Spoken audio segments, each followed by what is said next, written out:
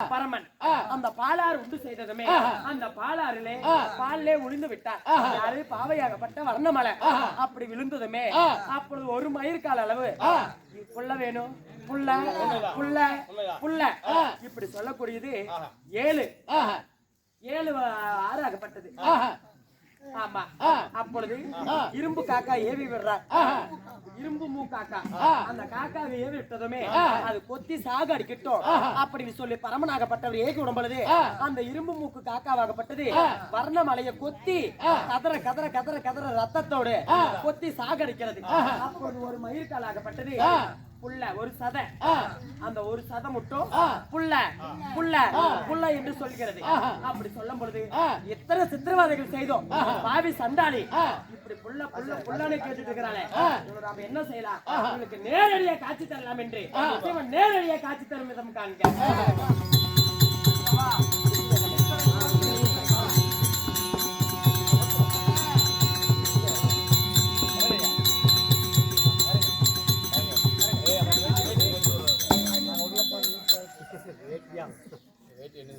ஐயா முக்கன் படைத்த பரம கடவுளே ஆண்டவா சுவாமி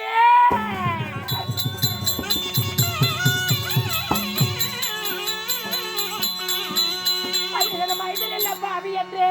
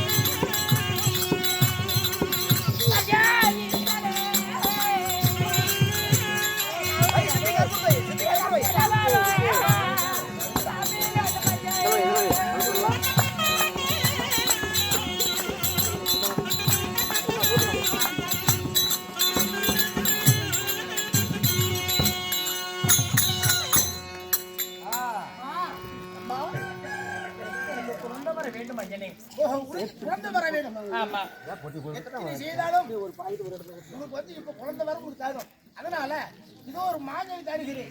இந்த மாங்கனி சாப்பிட்டீங்கன்னா குழந்தை பையன். ஆனா ஏன் உனக்கு குழந்தை இல்லாத சோதிச்சேன் என்ன காரணம் தெரியுமா? ஆனா இந்த வர்ணமலையாகப்பட்டவன் பால் மோர் கரைஞ்சு கொண்டு இருந்தா அப்பொழுது சிவனாகப்பட்டவன் பார்த்தான் மாவி சாண்டாரியோட மனதை பரிசோதிக்கணும். ஏமாம்மா சத்தம் போடாதீங்க.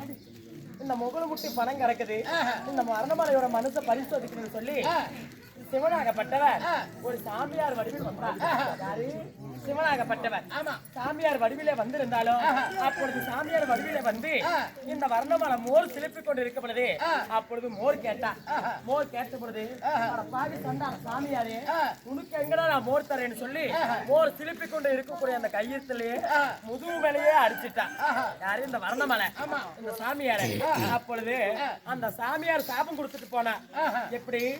பாவி சண்டாளி மோர் கேட்ட தோஷத்துக்கு என்ன மோர் சிலிப்பு கையால என்ன அடிச்சுட்டு முதுகு மேல மானத்துல கரு ஓட்டினாலும் இந்த மனப்பாவி அங்க கரு ஓட்டக்கூடாது போ அப்படின்னு சாப சபித்துட்டு போன.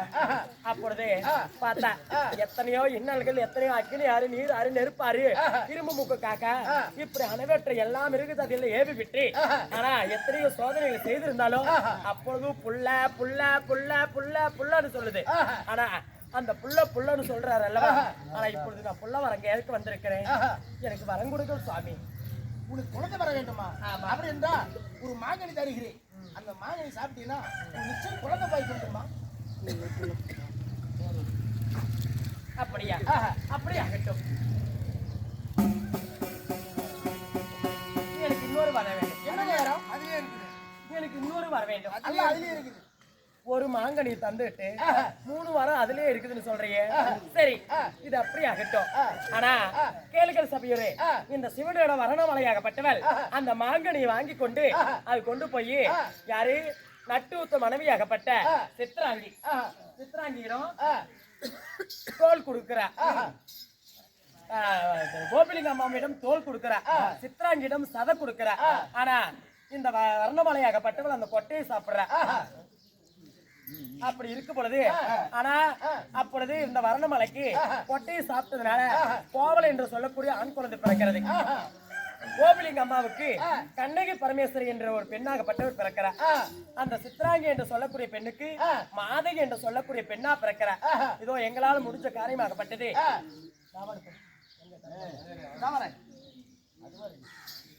கேளுங்கள் சபையர்களே, வர்ணமலை தமசு என்கிற நாடகம் இதுவரை எங்களால் முடிந்தவரை தெரிந்தவரை நடத்தினோம்.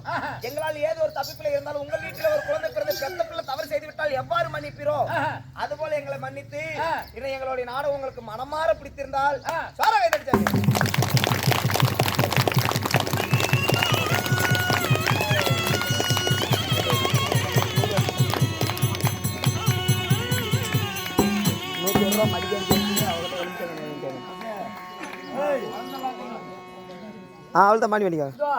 வர்ணமலை எப்படி புல் இல்லாத வர வாங்கி